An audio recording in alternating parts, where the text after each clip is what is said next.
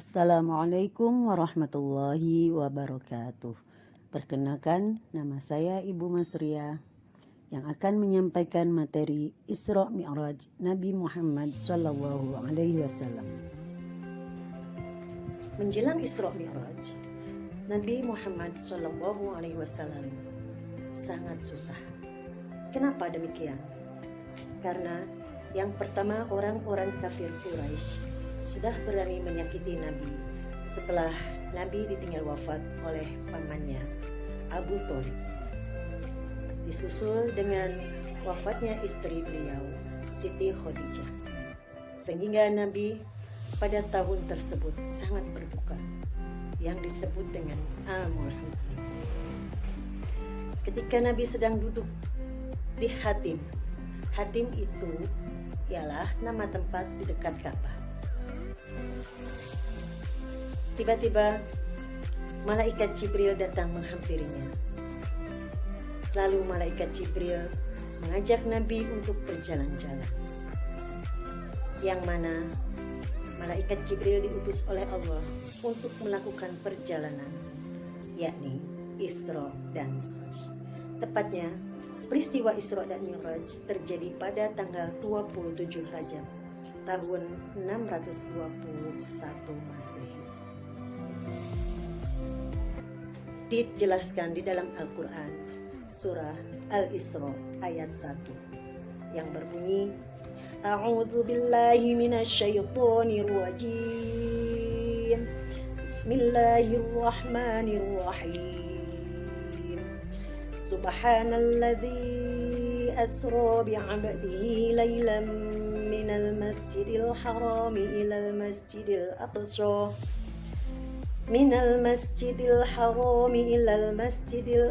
alladzi barakna hawlahu linuriyahu min ayatina innahu huwas sami'ul basir. Shadaqallahul azim. Yang artinya, Maha Suci Allah yang telah memperjalankan hambanya, yakni Nabi Muhammad, pada malam hari dari Masjidil Haram ke Masjidil Aqsa, yang telah kami berkahi sekelilingnya agar kami perlihatkan kepadanya sebagian dari tanda-tanda kebesaran kami. Sesungguhnya Dia Maha mendengar, Maha melihat. Quran Surat Al-Isra ayat pertama.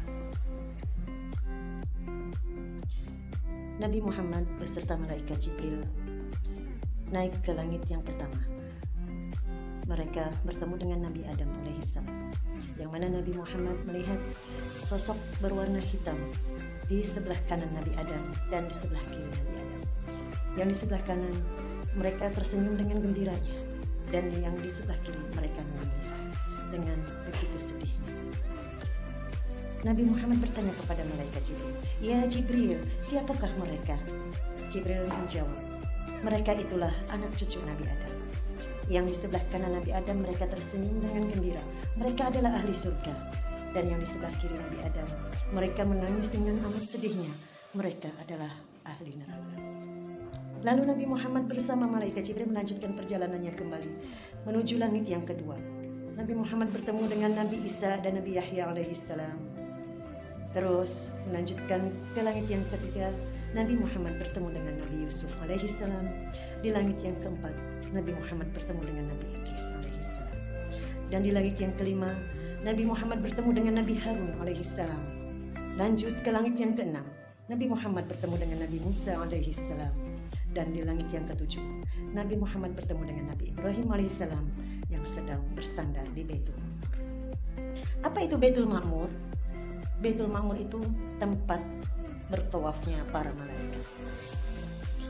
Dan setelah di langit yang ketujuh, Nabi Muhammad melanjutkan perjalanannya ke Sidratul Muntaha, di mana Sidratul Muntaha itu sebuah pohon yang pangkalnya itu mengalir empat air jernih, yang dua menuju ke surga, yang duanya di luarnya. Terus Nabi Muhammad setelah sampai di Sidratul Muntaha naik ke Mustawa. Dan di situ Nabi Muhammad melihat sosok asli malaikat Jibril. Dan Nabi Muhammad melanjutkan untuk menghadap Allah dengan sendiri tanpa ditemani malaikat Jibril. Sesampainya di mustawa, Allah mengucapkan salam kepada Nabi Muhammad. Assalamualaikum ya ayyuhan nabi wa rahmatullahi wa barakatuh. Nabi Muhammad menjawab, Assalamu alayna wa ala ibadillahi shalihin. Artinya begitu agungnya Rasulullah, Allah saja memberikan salam dan penghormatan kepada beliau, tapi Nabi Muhammad tidak egois. Nabi Muhammad menjawabnya dengan Assalamu alayna wa ala ibadillahi shalihin. Keselamatan untuk kita semua, hamba-hamba yang Allah yang saleh. Dan di sanalah Nabi Muhammad bertemu langsung dengan Allah dan mendapatkan perintah sholat sebanyak 50 waktu dalam sehari. Setelah menerima perintah sholat, Nabi Muhammad akhirnya kembali lagi turun hingga ke langit yang ke-6. Di sana Rasulullah bertemu dengan Nabi Musa alaihissalam. Nabi Musa bertanya, apakah yang engkau dapat ya Rasulullah? Nabi Muhammad menyampaikan bahwa beliau mendapatkan perintah sholat sehari 50 kali atas saran Nabi Musa, agar perintah sholat itu minta diringankan, mengingat umatnya Nabi Muhammad tidak akan kuat untuk melaksanakan.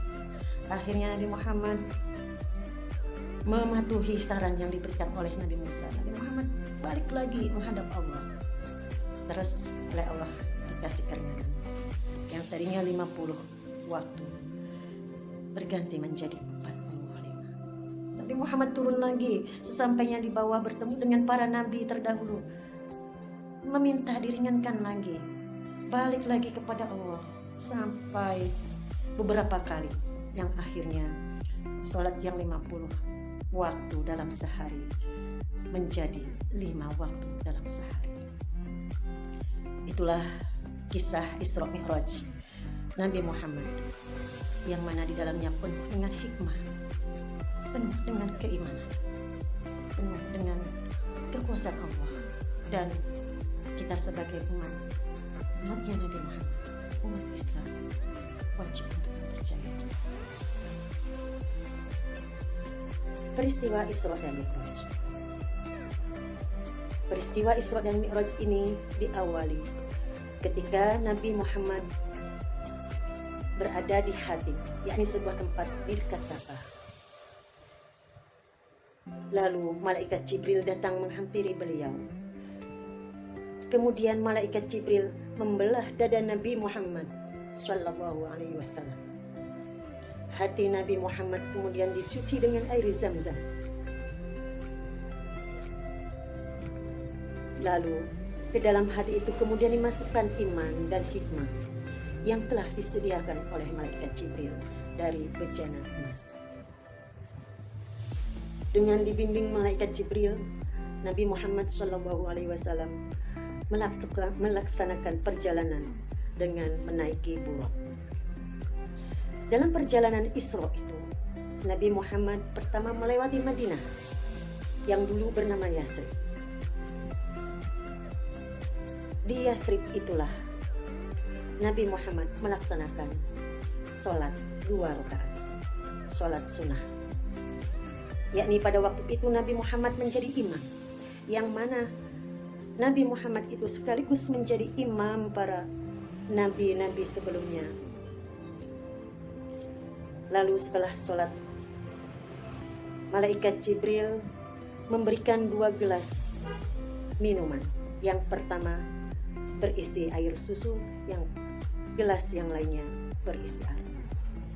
Lalu Nabi Muhammad mengambil 1 gelas yang berisi susu. Apa kata malaikat Jibril? Malaikat Jibril berkata, engkau di atas fitrah ya Rasul. Seandainya engkau memilih arak, niscaya akan sesatlah umatmu. Kemudian Nabi melanjutkan perjalanan melewati Madian, yang mana Madian ini tempat Nabi Syuaib menyiarkan Islam. Lalu Bukit Tursina, di mana tempat Nabi Musa menerima firman Allah. Dan Bethlehem, yakni tempat Nabi Isa alaihi salam dilahirkan. Setelah itu Nabi Muhammad melanjutkan perjalanan dengan malaikat Jibril naik ke langit. Sesampainya Nabi Muhammad di langit yang pertama, malaikat Jibril meminta penjaga agar membukakan pintu. Penjaga kemudian bertanya kepada malaikat Jibril, "Siapa kamu?" Malaikat Jibril pun menjawab, "Jibril." Penjaga bertanya lagi, "Siapakah yang bersama kamu ya Jibril?" "Muhammad." Kemudian malaikat Jibril ditanya lagi, "Apakah dia mendapat panggilan?" Jibril menjawab, "Ya, dia telah mendapat panggilan." Mendengar jawaban itu, penjaga langsung membukakan pintu lalu mengucapkan salam kepada Nabi Muhammad Sallallahu Alaihi Wasallam. Nabi Muhammad bukan hanya dipertemukan dengan para nabi terdahulu dalam kisah Isra dan Mi'raj. Nabi Muhammad diperlihatkan peristiwa-peristiwa, berbagai macam peristiwa. Yang pertama, beliau diperlihatkan ada orang yang panen terus menerus. Padi panen lagi, tumbuh lagi, dipanen lagi, tumbuh lagi, sampai berkali-kali, tidak habis-habisnya. Rasulullah bertanya kepada malaikat Jibril, "Ya Jibril, siapakah orang tersebut?" Jibril menjawab, "Dialah orang yang ketika di dunia gemar bersedekah jariah. Yang mana sedekah jariah itu pahalanya akan terus mengalir sampai di akhirat." Terus Nabi Muhammad diperlihatkan lagi seseorang yang menghadapi hidangan. Hidangan yang begitu lezatnya, hidangan yang begitu mewahnya. Dan di sampingnya itu ada satu hidangan yang busuk, yang basi. Tapi orang tersebut memilih hidangan yang basi. Sungguh aneh, bukan? Rasulullah bertanya lagi kepada malaikat Jibril, "Ya Jibril, siapakah orang itu? Kenapa dia memakan hidangan yang busuk sedangkan di hadapannya ada hidangan yang sangat lezat?" Jibril menjawab, "Itulah orang yang ketika hidup di dunianya, dia suka berzina, padahal dia memiliki seorang istri." Terus Nabi Muhammad diperlihatkan lagi melewati kuburan Siti Masyidah. Dan di situ Rasulullah mencium bau yang sangat wangi. Rasulullah heran, "Ya Jibril, ini bau apa? Aromanya sangat wangi sekali." Jibril menjawab, "Itu adalah kuburan Siti Masyidah, yang mana Siti Masyidah ini membela agama Islam sampai titik darah penghabisan di tangan Raja Fir'aun." Lalu Rasulullah diperlihatkan lagi orang yang memotong lidahnya sendiri. Lidahnya sendiri dipotong lagi, tumbuh lagi, dipotong lagi, tumbuh lagi. Rasulullah heran, "Wahai Jibril, siapakah orang itu?" Jawab Jibril, "Orang itu adalah ketika di dunianya dia sering berkata bohong." Dan Nabi Muhammad melanjutkan perjalanan. Ketika Isra Mi'raj diperlihatkan oleh Allah wajah malaikat penjaga neraka. Wajahnya sangat menakutkan, tidak tersenyum, tidak diperlihatkan keramahan dan kelembutan sedikit pun. Selain peristiwa-peristiwa di atas, ada sesuatu yang telah diterima oleh Rasulullah. Yang pertama, Rasulullah menerima perintah sholat 5 waktu. Sebagai seorang Rasul yang bersifat tabligh, Rasulullah sangat berat untuk menyampaikan hal yang telah dialaminya selama semalam. Tapi Rasulullah tetap menyampaikannya kepada kaum Quraisy bahwa beliau semalam telah diperjalankan oleh Allah dalam perjalanan Isra dan Mi'raj, ditempuh dalam waktu semalam. Apa tanggapan mereka? Mereka tidak percaya dan menganggap Rasulullah telah gila, karena sama sekali tidak masuk kalau menurut logika. Kapal terbang saja mulai diciptakan tahun 1903. Jika menggunakan jumbo jet selama 1 jam 40 menit, itu juga hanya dari Mekah ke Yerusalem. Belum mi'rajnya. Kaum kafir Quraisy tidak mempercayainya dan menganggap Nabi Muhammad sudah gila. Terus datanglah Abu Bakar kepada Rasulullah. Wahai Rasul, apapun yang kau sampaikan, itu adalah benar. Saya mempercayaimu. Dan disitulah Abu Bakar mendapatkan gelar As-Siddiq, artinya orang yang membenarkan apapun yang disampaikan oleh Rasulullah. Hikmah dari kisah Isra dan Mi'raj yang pertama adalah kita harus meyakini bahwa apapun yang terjadi itu atas kuasa Allah, atas izin Allah. Dan kita harus taat kepada Allah, taat menjalankan perintahnya dan meninggalkan larangannya. Selanjutnya, hikmah dari Isra Mi'raj, kita harus bangga kepada Rasulullah, harus cinta kepada Rasulullah, karena beliau bukan hanya nabi bagi orang Islam, tapi orang di luar Islam pun, di luar Arab pun telah mengakuinya. Dan kita harus membuktikan bahwa besarnya Islam bukan karena kekuasaan, tetapi karena dakwah yang disampaikan dengan tegas, lemah lembut, tanpa paksaan, dan penuh kasih sayang. Demikianlah materi hari ini tentang kisah Isra dan Mi'raj. Semoga kita semua dapat mengambil hikmahnya. Assalamualaikum warahmatullahi wabarakatuh. Selain peristiwa-peristiwa di atas, ada sesuatu yang telah diterima oleh Rasulullah. Yang pertama, Rasulullah menerima perintah sholat 5 waktu. Sebagai seorang Rasul yang bersifat tabligh, Rasulullah sangat berat untuk menyampaikan hal yang telah dialaminya selama semalam. Tapi Rasulullah tetap menyampaikannya kepada kaum Quraisy, bahwa beliau semalam telah diperjalankan oleh Allah dalam perjalanan Isra dan Mi'raj, ditempuh dalam waktu semalam. Apa tanggapan mereka? Mereka tidak percaya dan menganggap Rasulullah telah gila, karena sama sekali tidak masuk kalau menurut logika. Kapal terbang saja mulai diciptakan tahun 1903. Jika menggunakan jumbo jet selama 1 jam 40 menit, itu juga hanya dari Mekah ke Yerusalem. Belum mi'rajnya. Kaum kafir Quraisy tidak mempercayainya dan menganggap Nabi Muhammad sudah gila. Terus datanglah Abu Bakar kepada Rasulullah. Wahai Rasul, apapun yang kau sampaikan, itu adalah benar. Saya mempercayaimu. Dan disitulah Abu Bakar mendapatkan gelar As-Siddiq, artinya orang yang membenarkan apapun yang disampaikan oleh Rasulullah. Hikmah dari kisah Isra dan Mi'raj yang pertama adalah kita harus meyakini bahwa apapun yang terjadi itu atas kuasa Allah, atas izin Allah.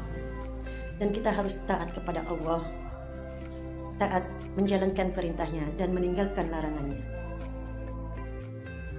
Selanjutnya, hikmah dari Isra Mi'raj, kita harus bangga kepada Rasulullah, harus cinta kepada Rasulullah, karena beliau bukan hanya nabi bagi orang Islam, tapi orang di luar Islam pun, di luar Arab pun telah mengakuinya. Dan kita harus membuktikan bahwa besarnya Islam bukan karena kekuasaan, tetapi karena dakwah yang disampaikan dengan tegas, lemah lembut, tanpa paksaan, dan penuh kasih sayang. Demikianlah materi tentang kisah Isra dan Mi'raj. Semoga kita semua dapat mengambil hikmahnya. Assalamualaikum warahmatullahi wabarakatuh.